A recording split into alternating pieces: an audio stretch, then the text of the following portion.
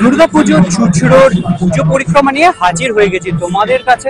আর এই মুহূর্তে আমি যে মণ্ডপসজ্জার সামনে দাঁড়িয়ে রয়েছি সেটা হচ্ছে চুঁচুড়োর প্রত্যেক বছর যে কয়েকটা মণ্ডপসজ্জা ডাক লাগায়, মানুষের ভিড় হয়, সেই রকম এক মণ্ডপসজ্জার সামনে।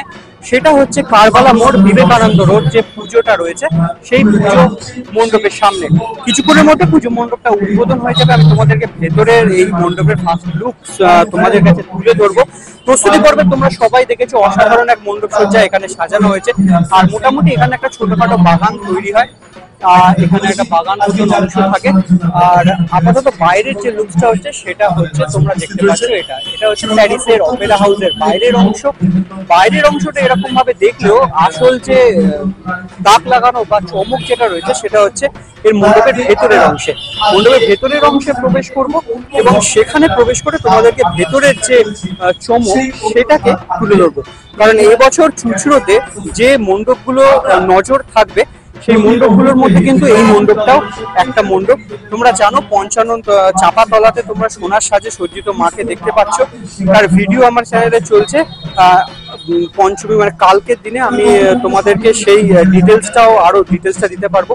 আর আজকে এখন এই মুহূর্তে যে মণ্ডপে প্রবেশ করছি সেটা হচ্ছে এই বিবেকানন্দ রোডের কারবালা মোড়ের যে মণ্ডপসজ্জা এবারে প্যারিসের অপেরা হাউস।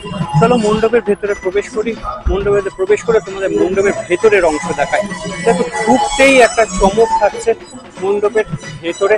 গোটা ওপরটা অপেরা হাউসের যেরকম ওপর, সেই উপরে যেরকম ভাবে থাকে সেই ছাদের যে অংশটা যেরকম বিভিন্ন রকম দামি দামি পেন্টিং দিয়ে সাজানো রয়েছে, ঠিক সেই রকম ধরনের পেন্টিংস এখানে কিন্তু তৈরি করা হয়েছে, দেওয়া হয়েছে।